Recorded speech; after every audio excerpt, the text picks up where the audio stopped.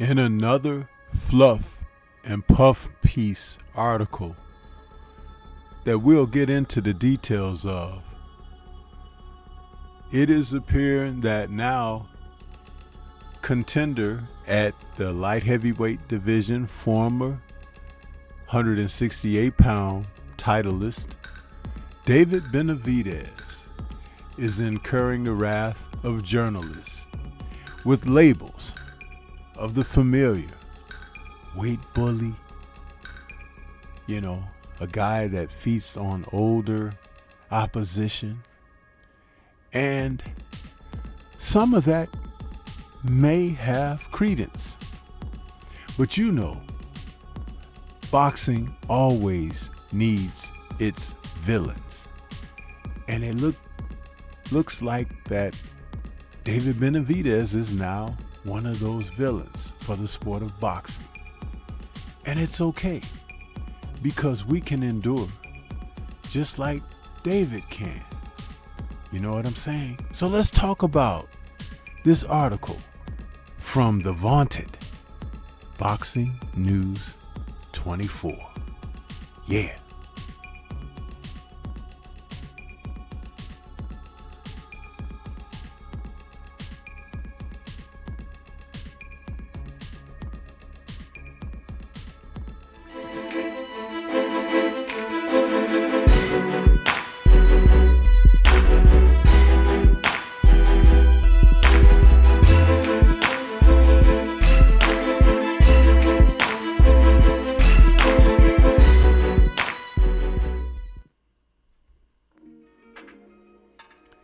I love when fighters have opposition like journalists to battle against, because sometimes that'll motivate them if their psyche, their mental approach to the sport is as focused as it needs to be.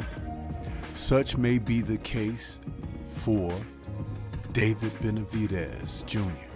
as he continues forward toward a possible December 14th fight date, an opponent to be determined later. But this article from Boxing News 24 is really interesting. We got to hear what this journalist says about David and what's up next for him. The article, written by Dan Ambrose, who really doesn't seem to like David very much. He's mentioning that Benavidez posted a video of himself working out on the mitts on Instagram, showing his preparation for his December 14th defense of his WBC interim light heavyweight title.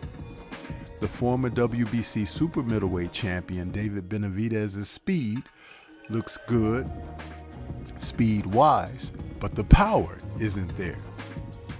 He looks like Superman after he was stripped of his power in a Kryptonian chamber. Wow. To start an article off with such venom. Let's see what's next, huh? The former WBC super middleweight champion must shine in his next fight on December 14th at 175 because fans feel he's not the same guy, and his days as a top-level fighter are numbered.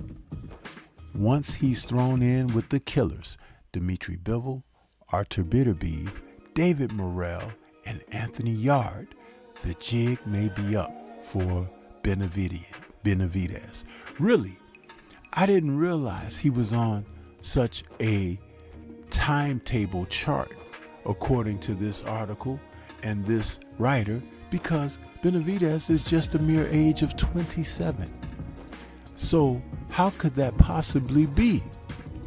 We saw in his last fight against Gavaskik, a fighter whom he's very familiar with. They've sparred in the gym together, and he knows a lot of David's strengths as well as his weaknesses. And he made certain to make David expend himself in their fight, as a veteran is supposed to do. It's just the fact that Gavaskik is a guy who's now almost 40 years of age. But Alexander didn't have to take that fight. Neither did David. But they did. And the outcome was what it was.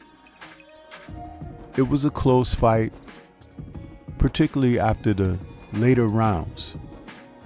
But it was David's first venture in that weight division. And just as Terrence Bud Crawford received harsh criticism after his debut at 154, now David has incurred the same. But these scribes need something to write when they talk about the fighters.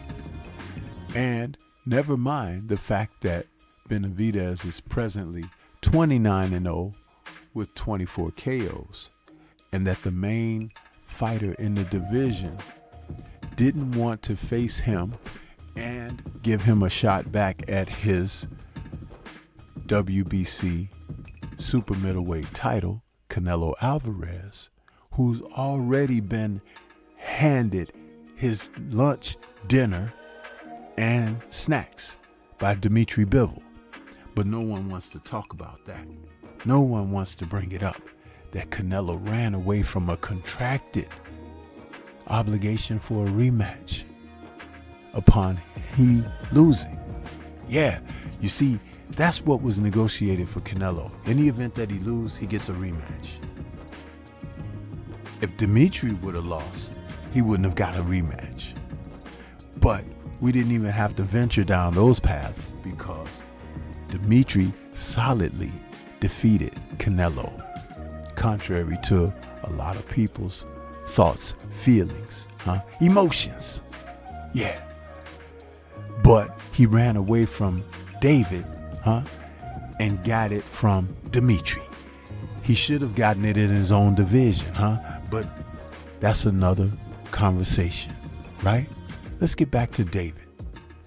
This article, again, goes on to state, fighting at his natural weight of 175, Benavidez doesn't look nearly as good as he was campaigning at 168, fighting older, smaller opposition. We saw Benavidez's lack of power in his debut at 175 against Alexander Gvozdyk on June 15th. Gvozdyk, 37, was the stronger guy by far and was landing the cleaner, harder shots throughout the 12-round contest. Benavidez won by a decision, but it was a competitive fight. It raised red flags for Benavidez's future at 175. He just doesn't hit hard enough, and he only has enough gas to fight hard for 6 rounds. Wow. The criticism comes hard, doesn't it? And it's as thick as fog, dense. You could see where the dislike comes when these men are writing about these fighters. They don't stick to the technique. They let their personal thoughts matriculate into what they write. Yeah. The weight bully label. Yeah. It says that the opponent for Benavidez's December fight hasn't been named, but 35-year-old French contender Jesse Hart is the rumored one. Fighting Hart will keep Benavidez in a position to challenge for a world title. This is another gimme in a long line of sure thing wins for Benavidez's 11th-year career. It appears that it's been smoke and mirrors with Benavidez regarding his wins of fluff opposition, but not this article, right?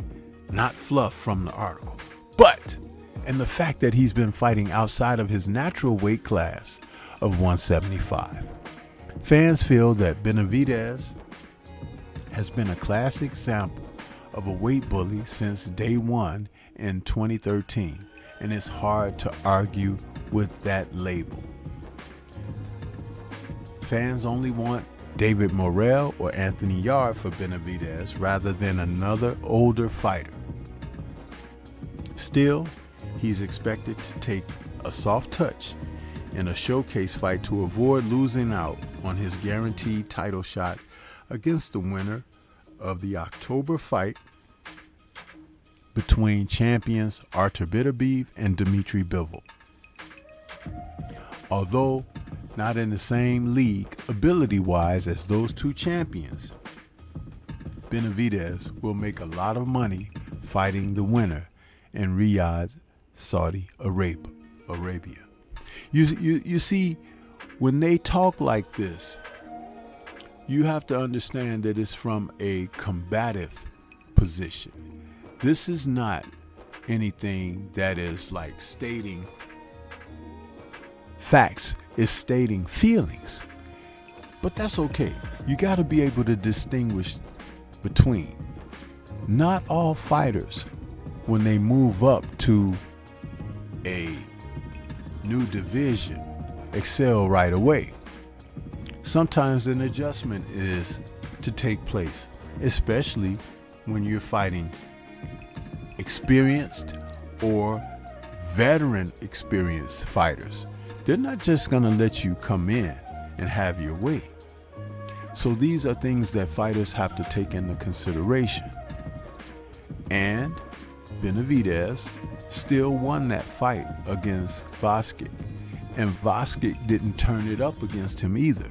He wasn't able to show Benavidez, you don't belong. He still dropped the decision. And Benavidez still fought like a guy who was hungry. But it was taxing. And I'm going to tell you something. Prior to losing to Artur Beterbiev himself, Vasquez was the man at 175. So Benavidez, though he took on an elder statesman, an experienced fighter, I wonder if any of those others that were named would be willing to rush in there with Artur, former conquered champion Vasquez. I wonder if they would want to do that. It would be an interesting thing to take a poll and to see which of those fighters who would be interested in that. I don't think we would have a lot of takers. So, in defense of David Benavidez, I think that he should continue on and not worry about these journalists, because everybody is not your friend. And there's always going to be critics. Always. Especially when they favor a guy who's been running from you for almost 4 years now. How about that? Huh? But we're not supposed to be able to read between the lines. If read at all, right? But don't worry about that, because time tells all, right? Yeah, it does. But what do you think? This is Stormy B-Man. Shout out to the mighty LDBC and Liberated Perspective, a third eye view of the world. For more content such as this, please like, comment, subscribe, and share. Let me know what your thoughts are about this article and what should be next for David Benavidez. Yeah. Leave comments and let's discuss. Peace to everyone out there, and everyone please remain safe.